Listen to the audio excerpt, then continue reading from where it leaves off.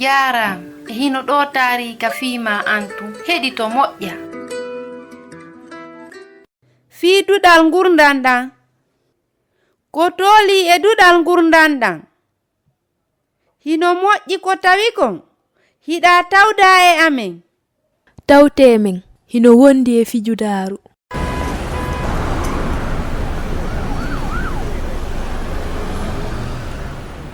Acce o feƴƴa. Ndaaretaake. Wiiraasiiji ɓittiiɗi. Ndagaaje daneeje e boɗeeje. Ko honto mi woni? Ko honto mi haani yaade? Waɗu maande daree. Wattee yili e gilaasi ɓowruɗo. Maandeeji wano non. Hiɗi serti ha? Panooji sappiiɗi wonɗi ɗin ka binde laawol no hitti fota. Ɗi waɗaaka ɗon fii darnugol ma fii moningol ma. Kono ko fii hiwgol ma e fii ɗowgol ma haa hewtaa ka yahataa ɗon.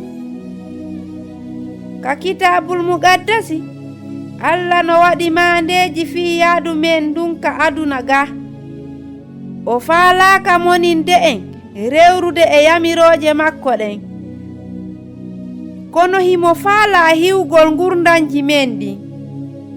Kala duumiiɗo e ɗin maandeeji makko hewtoyay ka o fokkiti ton. Tawtume e ngal ɗuɗal ngurndan ɗan. Miɗo felliti wonde a feƴƴay e nder dartande nden. Yaadu ngurndan ɗan no foti moƴƴa. Ko laawi ɗiɗi woodi. Kono en waawataa suɓaade ɗate ɗiɗi. Kitaabul muqaddasi on no nandita e keɓɓoodi laawol ngol. Ɗi hollay en ko e laawol hongol wonɗen e mum.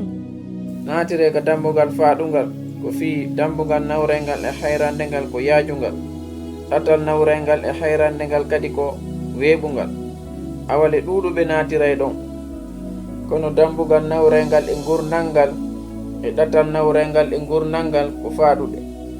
Ko seeɗaaɓe tun suɓoto rewrugol ɗon. Kitaabul muqaddasi on no wahi wa keerol.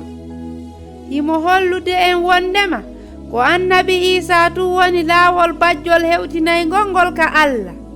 Annabi Isa maaki komi woni laawol ngol e goongam e ngurndan ɗan. Hay gooto waawata yewde ka baabajon si wona e an o rewri.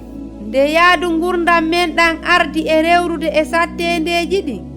Hay si tawi hiɗen rewrude e joolol niɓɓutugol e en waawata heɓude feere no yaltiren. Haray hiɗen waawi ndaarude ka nder kitaabul muqaddasi wano lampu moƴƴo. Isa joomiraaɗo on woni jannoowo ɓurɗo on fof e nder ko jangetee kon ka duɗal ngurdan men. Himo faalaa yaadude e ma e nder ngurdan ɗan. Si tawii hiɗa yani ley ma, si a alaa ka hoɗa, ma si hiɗa ukki e nder sattendeeji ma tampereeji, o wonday e ma, o accataa wona antu. Ko ɗum woni ko o fodi en. Jantolan fe'undo ɓitteende, mi yaltinoye, an kadi teddinoyaami. Ko toraare nde woni lekki ɓurki e moƴƴude kin nde ari e sattude fota. Huutorde ndaaraasi ko goonga.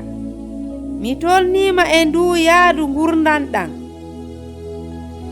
Daro yaadu ndun no jokkiteede ka nder taariika aroyo.